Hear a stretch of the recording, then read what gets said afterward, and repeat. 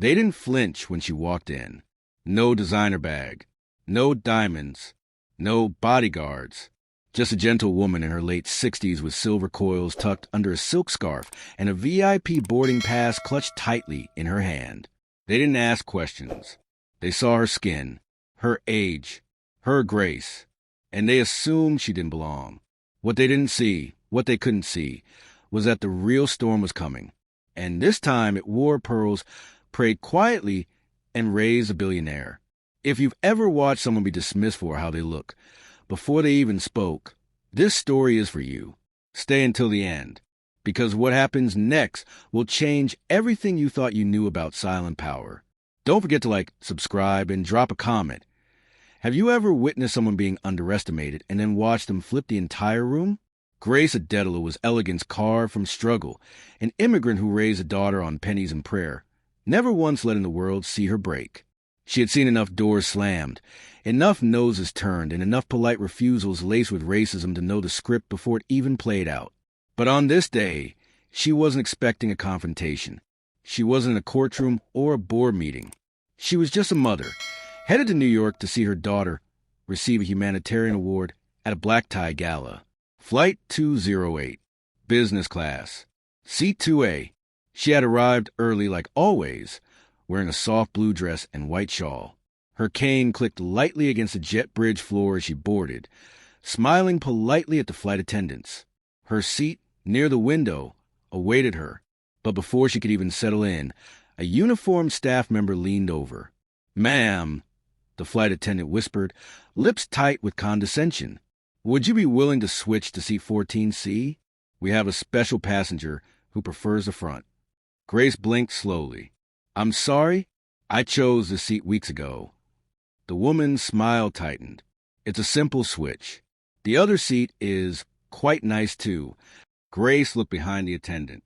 A young white man in a pressed suit, probably no older than her grandson, was glaring at her like she was blocking his throne. "I'm not moving," she said gently. The attendant's tone shifted. "You're making this more difficult than it needs to be." Grace inhaled deeply. "No, I paid for this seat. I boarded early. I won't move because someone prefers my space." Whispers began to form around her. Side glances. That familiar simmer of judgment. The man in the suit huffed and muttered, "Unbelievable." Another attendant arrived, then a supervisor. They didn't shout, but the message was clear. She was a problem. Grace, unmoved, reached slowly into her handbag and pulled out her phone. She typed one sentence and hit send. 5 states away, in the glass towers of Manhattan, the CEO of a global tech empire, her daughter, glanced at her screen. "They asked me to give up my seat for a white man. Love, mummy." The message struck like lightning, not because it was dramatic, but because it was all too familiar. Amara Adetola had spent her whole life watching her mother treated as invisible. She had turned that pain into purpose, building one of the fastest-growing AI security firms in North America. But all her success, her TED Talks, her private jets, none of it could shield the one person who protected her from everything. So she made one call, not to the airline, not to a lawyer, to the airline's board chair. And the words were few. "Check flight 208, business class. My mother was humiliated. You know what to do." Back on the plane, the air was shifting. A tall man in a black suit, ID badge swinging, stepped aboard minutes before takeoff. He whispered to the flight crew. Their faces fell. Within seconds, there was a scramble, a brief, awkward apology to Grace. Something about a misunderstanding. The white man who had expected her seat escorted back, not to 14C, but off the plane entirely. Then the real announcement came. Due to unforeseen personnel adjustments, this flight will experience a brief delay as we change crew. Passengers looked around, confused. 4 members of the crew walked off stiffly, heads low. The woman who asked Grace to move? Gone. The one who spoke to her sternly? Gone. Grace said nothing. She simply looked out the window as the engines hummed to life, a small smile on her lips. Not revenge, not pride, justice. Quiet, precise, long overdue. When she landed at JFK, a driver held up a sign, that said Mama A. She chuckled softly. That's what Amara always called her. The gala was grand. A sea of lights, cameras, and billionaires in gowns. But nothing that night sparkled like the moment Amara stood on stage and introduced her mother. She taught me to stand when I was told to kneel, to speak when I was told to stay silent, and to never, ever trade dignity for comfort. The applause was thunderous. But Grace, she just sat quietly at table one, a warm plate in front of her, a napkin folded perfectly in her lap. She was finally seen. And yet, this wasn't where the story ends. Because the seat Grace held onto, it wasn't just hers. It was a seat held by every grandmother, every mother, every woman who had been told to move back, sit down, stay quiet. And the next generation? Well, they're not asking for permission anymore. 12 years later, same city, different fight. Amara Adetola, now 42, wasn't just a CEO anymore. She was a movement. Time magazine had her on the cover with a headline, "The Tech Titan Who Never Forgot." She had turned her company into a fortress for underserved voices, hiring, mentoring, and investing in black women and immigrant tech entrepreneurs across the globe. But the scars, they never left. Not from that flight. Not from the decades of watching doors swing open for others while her people were asked to wait outside. Her mother, Grace, had passed 2 years ago, peacefully, holding her hand, whispering, "Keep your seat, baby," no matter who asked for it. And Amara did, until one spring morning when she was asked to give it up again, but this time not on a plane, in a boardroom. It was the annual shareholders summit. 400 of the most powerful people in tech, law, and politics gathered at the Empire Grand.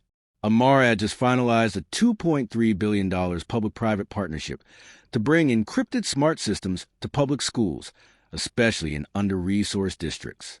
Her life's work was finally touching children who needed it most. But behind closed doors, the whispering had begun. She's doing too much. She's not playing the game. That seat, maybe someone else should take it. Then came the coded invitation, an executive alignment retreat in Napa. Just her and a few other legacy board members. The invite looked harmless enough, but Amara had seen wolves dress in linen before. She went.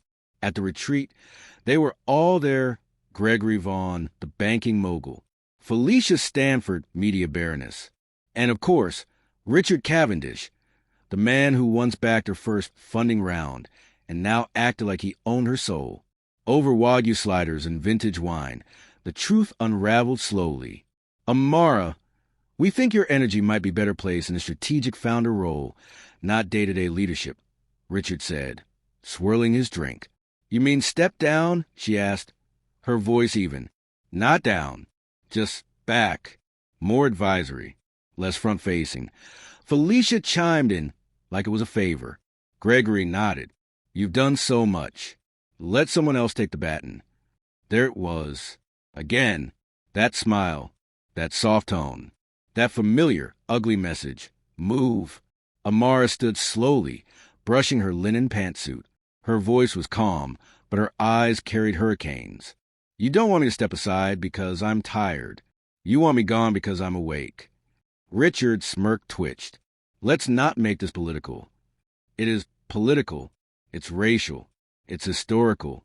You want me gone because I remind you of what you can't control, of who you overlooked for generations." She paused. "And you think if I walk away now, you can rewrite the narrative." Gregory adjusted in his chair. "You're being emotional." Amara leaned in. So was Rosa Parks. The room froze. "You don't get to ask me to give up the seat my mother died defending." She left the retreat that night. By Monday, an internal audit was underway, and within weeks, the world learned the real reason behind the sudden retreat invitation: backdoor deals, diversion of tech meant for public schools into private surveillance contracts. 3 board members resigned. 1 faced criminal charges. Amara, she didn't flinch. She bought out the private investors, restructured the board, then did something no one saw coming. She changed the name of the company from AT Systems to Grace Tech, in honor of her mother. Then she did something even bolder. She invited 10 young black and brown girls from inner-city schools to sit on a youth advisory board with voting rights on product development. That same year, Grace Tech released its most groundbreaking product yet, Amani, an AI-powered tool designed to help students report school harassment and racial bias anonymously. And be believed, it went viral. Educators wept. Students felt heard. And parents? They began telling their children that there was now a system created by someone who understood what silence costs. Then came the final twist. Amara was invited to a prestigious innovation summit in Geneva, a global stage. Kings, prime ministers, tech giants. And once again, the seating chart almost repeated history. Her assistant whispered that her assigned seat had been mysteriously bumped from the front row to the back corner. Overbooking, they claimed. Priority seating adjustment. Amara smiled. She didn't protest. She didn't text. She didn't call the board. She simply walked up to the keynote stage 30 minutes early, grabbed a mic, and told the audience this. They moved my seat again, but I'm not moving. Not now. Not ever again. Because we don't need invitations when we own the table. The crowd rose. Applause thundered. World leaders took note. After the summit, she received a handwritten note from the UN Secretary General himself. Thank you for reminding us that equity isn't granted, it's claimed. That night, Amara sat alone in her hotel room, looking at an old photo, her mother in seat 2A on Flight 208. Her eyes welled up. She whispered, "I didn't move, Mama. I didn't move." And somewhere in whatever heaven makes room for warriors and scarves and soft blue dresses, Grace Adetola was smiling. Some stories make headlines. Others make history. This was both. If this story moved you, if you've ever had to fight for a seat you earned, drop a comment below and tell us your story. Who taught you not to move? Who are you holding the seat for? Don't forget to like, subscribe, and share this story with someone who needs to remember. You don't have to raise your voice to shake a system. Sometimes, the quiet ones own the whole room.